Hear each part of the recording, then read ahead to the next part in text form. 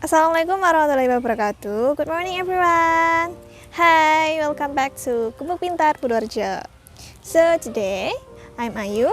I want to teach you about comparative and superlative degree. So what is comparative and superlative degree? Jadi komparatif itu adalah pembanding, sedangkan superlatif adalah paling dominan. Kegunaan dari komparatif dan superlatif ini adalah kata yang digunakan untuk membedakan antara subjek satu dengan subjek yang lain. Dan kalau superlatif itu untuk dari subjek-subjek yang dibandingkan itu, mana sih yang paling dominan?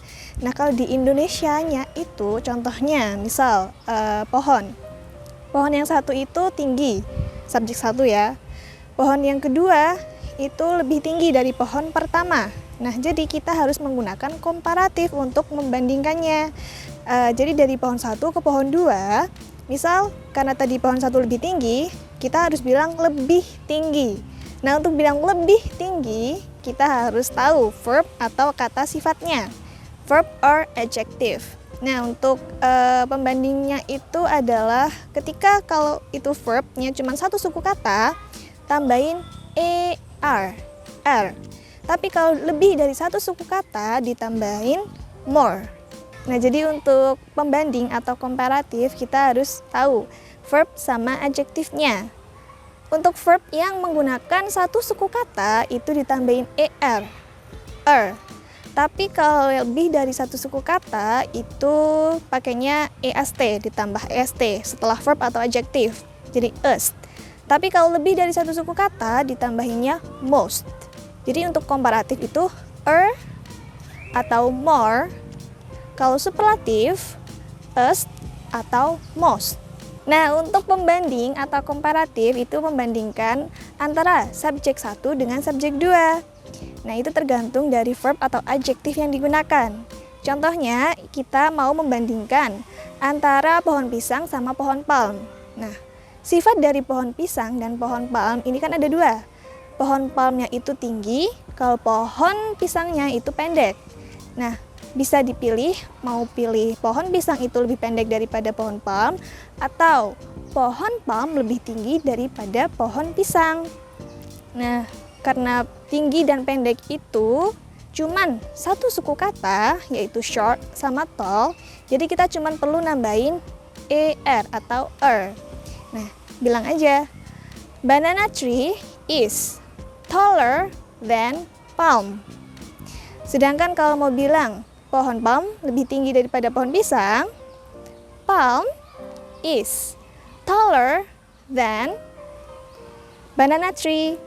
Nah, kalau untuk komparatif itu pattern atau polanya, subjek pertama, terus verb atau adjektifnya plus er atau more, terus pakai than, kemudian subjek pembandingnya. Contoh lagi, misalnya bunga mawar lebih indah dari bunga anggrek. Jadi bilangnya, rose is more beautiful than orchid. Nah, kenapa more beautiful? Karena beautiful itu lebih dari satu suku kata. Sedangkan yang tadi pakai taller and shorter itu cuma satu suku kata, sehingga kita cuma perlu nambahin atau er. Tapi karena dia barusan katanya adalah cantik, beautiful, lebih dari satu suku kata, makanya pakainya more. Udah paham ya? Oke, satu contoh lagi. Misalnya, subjek pertama aku, subjek kedua adalah yang lain. Subjek satu, subjek dua, manusia. Kita mau bandingin. Tadi udah tall sama short. Oke, coba sekarang kalau ke gemuk ya. Gemuk sama kurus. Nah, karena gemuk sama kurus itu kan cuma satu suku kata, fat sama thin. Nah, kalau mau bandingin, fat sama thin itu kan cuma satu suku kata. Jadi tinggal tambahin aku lebih kurus dari kamu. Nah, bilang aja, I'm thinner than you. Subjek pertama, verb or adjective plus or more, plus than, terus subjek pembanding. Nah, jadi kalau untuk superlatif, karena kita memilih yang paling dominan, patternnya juga berbeda. Jadi kan cuma satu subjek aja, pakainya to be, is. Contohnya, di antara pohon-pohon di belakang ini pasti ada yang paling besar kan? Nah, bilang aja, the tree is the biggest of all. Jadi untuk pattern atau pola dari superlatif itu adalah subjek yang paling dominan, plus is, plus the verb atau adjektifnya itu, plus est atau most untuk yang lebih dari satu suku kata. Terus setelah itu yang akhirannya adalah karena dari semuanya, bisa bilang of all, atau kalau tahu jumlahnya, misalnya jumlahnya 3, bilang aja of the 3. Jadi of the terus jumlahnya. Oke, kita ulang lagi ya pola atau patternnya. Nah, jadi untuk pola atau patternnya itu dari superlative degree atau yang paling dominan adalah subjek yang paling dominannya itu apa? Kata pertamanya atau kalimat awalnya itu kita harus langsung masukin subjeknya itu apa, subjek yang paling dominan. Karena tadi contohnya kan pohon, kita ngomongin pohon ya, jadi ngomong aja the tree plus is the. Jadi bedanya komparatif sama superlatif, kalau superlatif itu pakainya is the, tapi kalau yang komparatif dia nggak perlu pakai the. Is the biggest, karena big cuma satu suku kata, makanya tambahin est atau est. Is the biggest of all, dari semuanya.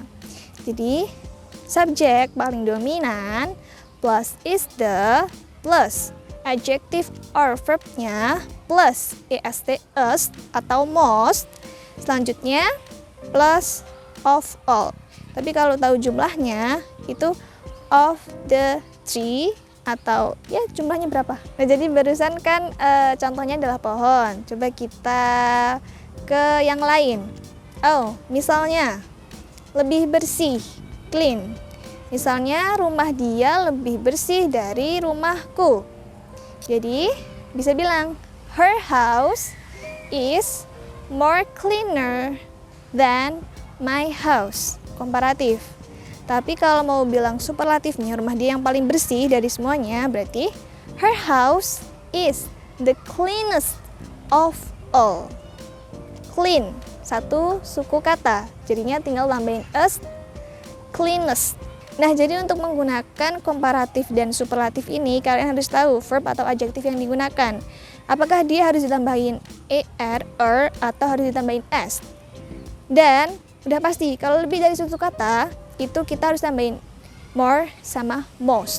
Tapi ada beberapa verb atau adjektif pengecualian. Dia itu lebih dari satu suku kata, tapi ditambahin sama est.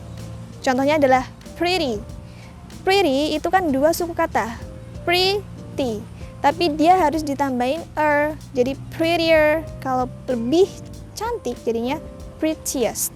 Nah, jadi ini ya contoh-contoh dari verb or adjektif pengecualian yang harus ditambahin sama est.